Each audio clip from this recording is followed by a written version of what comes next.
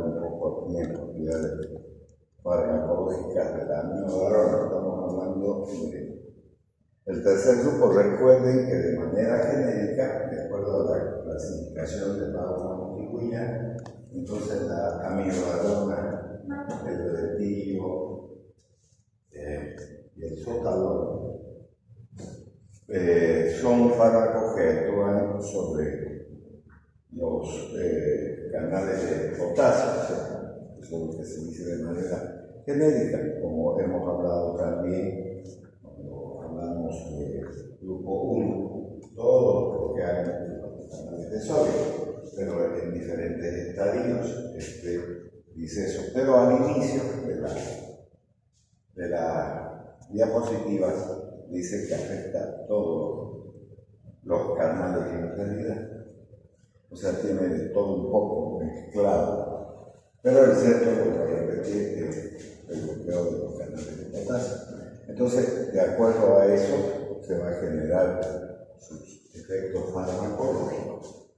Entonces, esta amiodarona varía según la administración, ya sea intravenosa oral, o si el tratamiento es agudo o crónico. Por ejemplo, el tratamiento es agudo, la administración por vía intravenosa va a prolongar el periodo refractario que tenemos aquí, y va a deprimir la velocidad de conducción a través del nódulo auriculoventricular, ¿no? Y de las vías accesorias. Estos efectos van a permitir entender que es útil en el tratamiento de la taquicardia supraventricular, y esas taquicardias supraventriculares lógicamente están centradas en patologías que afectan al oído, como la fibrilación auricular, por ejemplo, o el flujo auricular. Entonces, es muy útil en ese tipo de tratamiento. En cambio, en tratamientos crónicos, ¿no? Disminuye la frecuencia sinusal. Entonces, aquí estamos hablando del nódulo marcapaso de nuestro corazón. Y si va a disminuir la frecuencia, si hay taquicardia, entonces va a regular eso. Y va a prolongar el potencial de acción y del periodo refractario de los tejidos cardíacos, ¿no? Prolongación que aparece en cualquier frecuencia de estimulación, pero en todo caso, ya de hecho, está hablando que va a disminuir la frecuencia cardíaca, esa taquicardia que tenía el paciente. El resultado es que la amiodarona va a uniformizar la duración de los potenciales de acción y de los periodos refractarios ventriculares, y dificulta la aparición de arritmias por reentrada. Vendría a ser otra ventaja. Este medicamento es muy utilizado por los cardiólogos en las patologías que lógicamente están desarrollando. Y aquí tenemos la actividad de la amiodarona, como pueden ver, habla del periodo refractario, que es esto que tenemos aquí, ¿no? O sea, bueno, estas líneas en realidad están representando si es la afectación en los nódulos, porque menos 40, menos 55 sería el reposo de los nódulos, y de los músculos, menos 85, menos 90 sería el tiempo. Entonces, vemos la fase 0 que no es afectada, porque la entrada en cantidad de sodio, ¿no?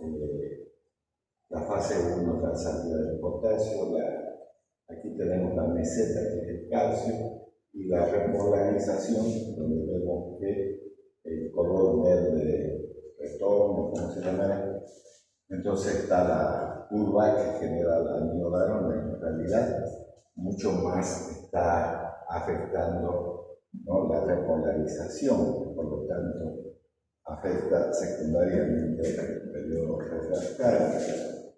Sería la curva que genera. Ya las características farmacocinéticas entonces del medicamento. Ya por vía oral se absorbe de forma lenta e irregular. Alcanza ya su concentración máxima al cabo de a 7 horas.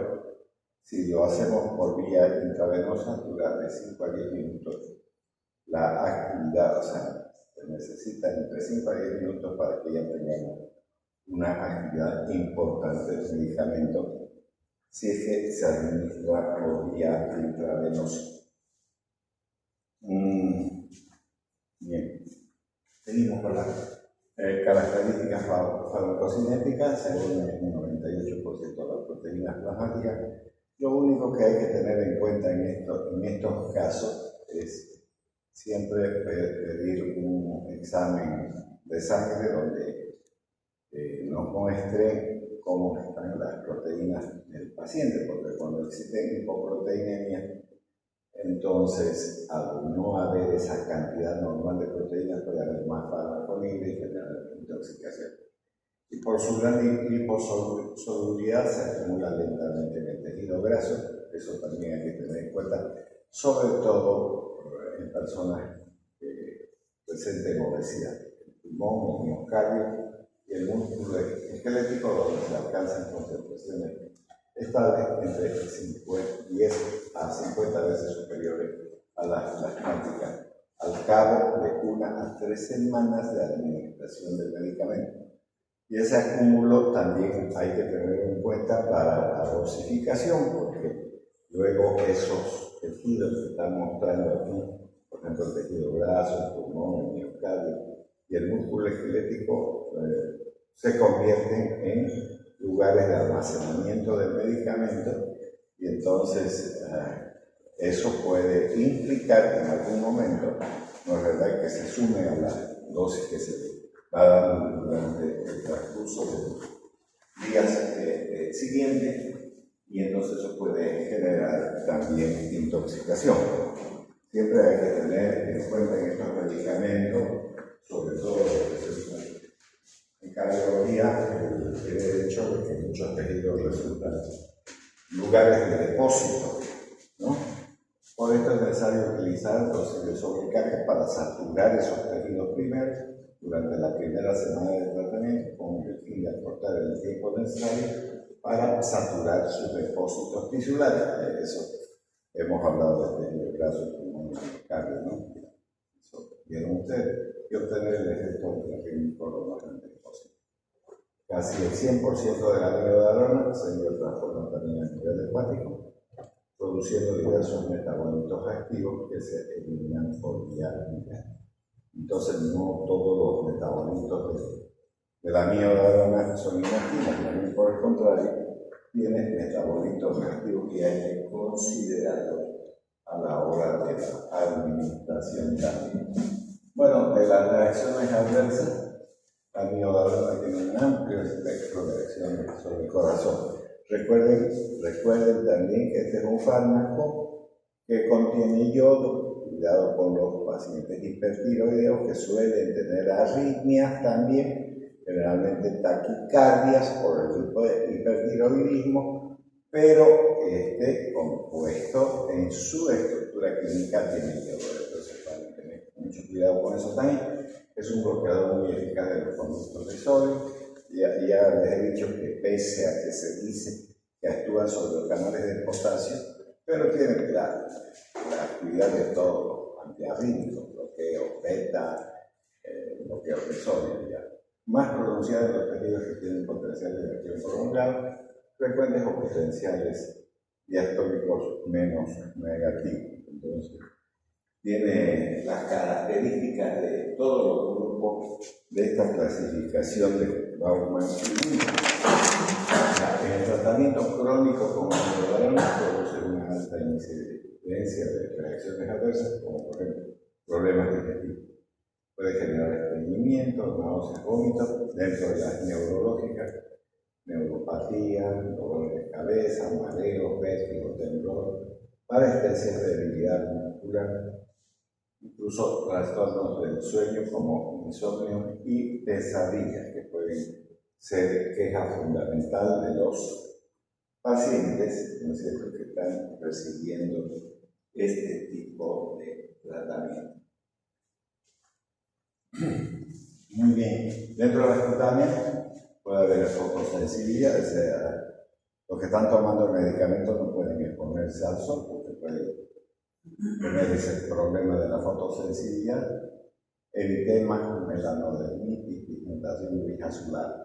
Entre las oftalmológicas, disminución de la agudeza visual, visión colorada y fotocoloreada y fotofoto. Está contraindicada en pacientes con alergia al yodo, ya hemos hablado de esto, porque tiene su composición yodo. Enfermedades pulmonares, hepatopatías graves y hepáticas no se deben administrar en el primer trimestre del embarazo, tampoco en mujeres durante el periodo de lactancia. Entonces, lo del yodo también es bueno hacer estudios de la glándula tiroides antes de administrar y durante la administración del medicamento para ir controlando también ese otro aspecto que no es menor. Ya. Ahora, intervenciones farmacológicas.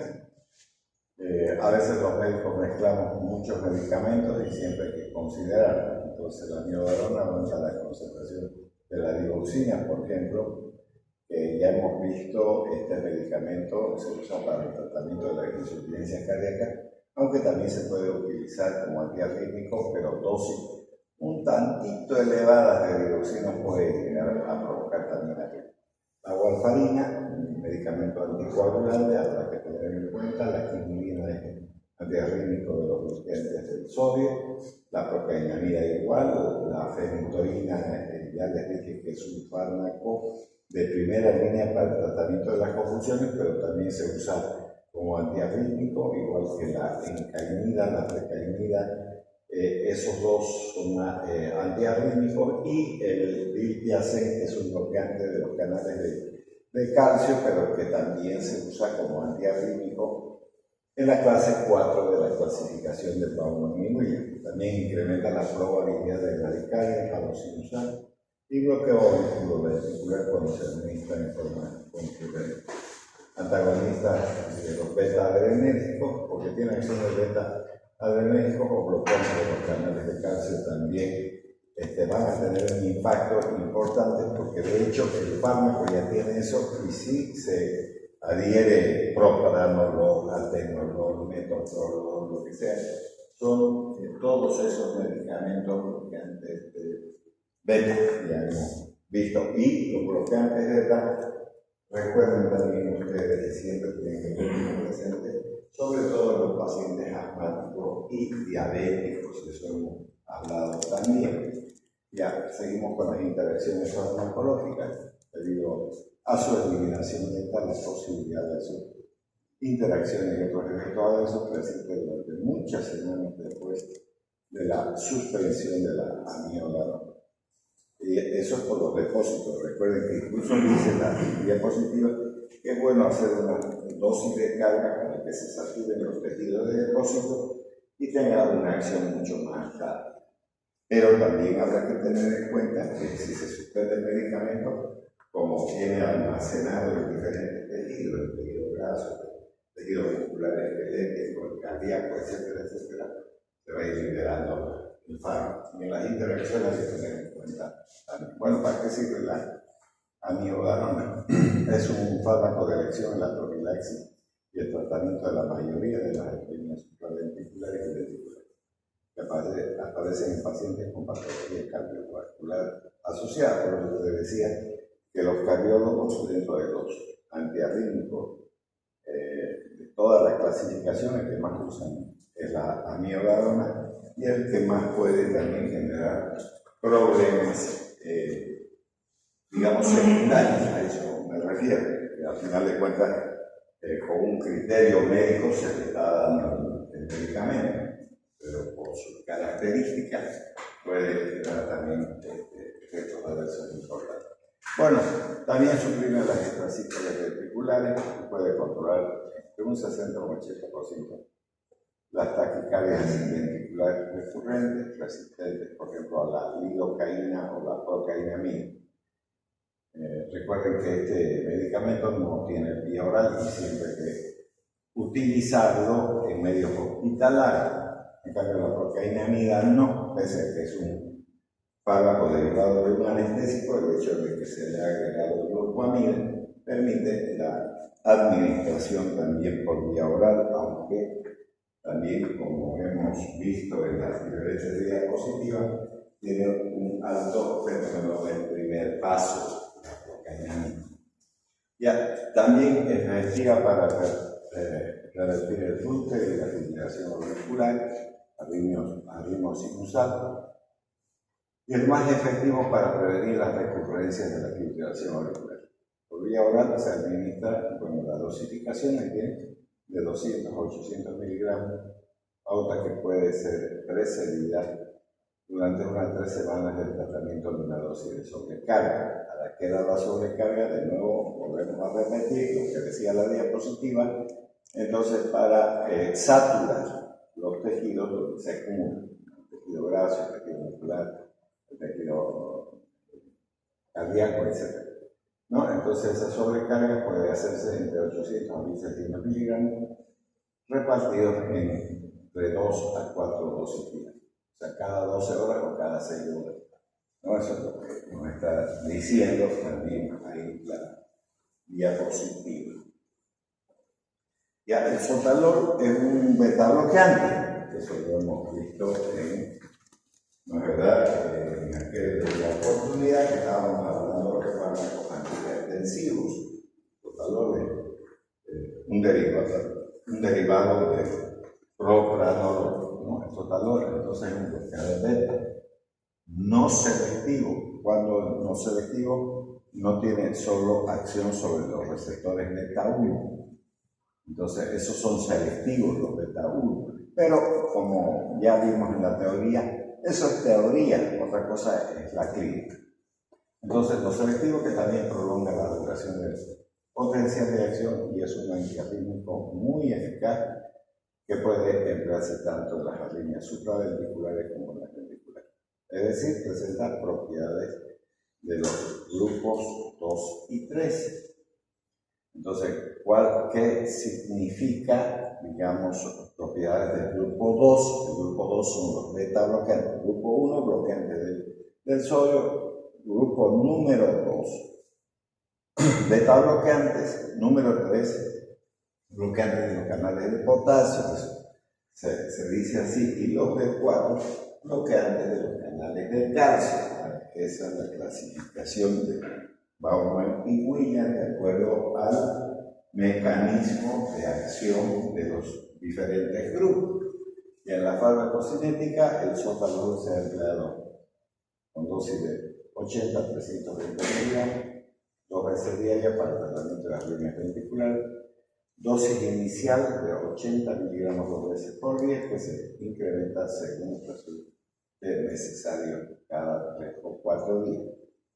Vamos a volver a reiterar, ¿no? Porque ya lo dije, pero de todas maneras vuelvo a decir, todos los que son beta bloqueantes siempre deben de tener en cuenta en pacientes diabéticos y en pacientes asmáticos. Al igual que el propranolol, no es selectivo. Hay fármacos, obviamente, entre paréntesis también podría decir selectivo, y hay unos de la tercera generación, o los más modernos, como el abetalol, el carvedilol, etc. Que ya eso vimos en hipertensión arterial. Pero es bueno, vuelvo a repetir, recordar que estos medicamentos pueden tener acciones negativas sobre los pacientes diabéticos y también asmáticos. O sea, solo bien por vía oral, alcanza su concentración máxima entre 2 a 3 horas, no se une a las proteínas plasmáticas y apenas se biotransforma a nivel hepático. Se elimina el 90% de la dosis por vía renal, lo que habrá que tener en cuenta también para volver a reiterar si el paciente tiene insuficiencias renales, ¿no? La semivida es variable de 10 a 20 horas y va a aumentar en pacientes con insuficiencia renal. Probablemente no sea necesario suspender el medicamento, pero sí espaciarlo. Eso por la insuficiencia renal, porque si no se le va a acumular, ¿no?, el medicamento dentro del organismo. Ya, usos terapéuticos, ¿para qué vamos a usar entonces el sotalol? Es un agente mucho más seguro que la miodarona.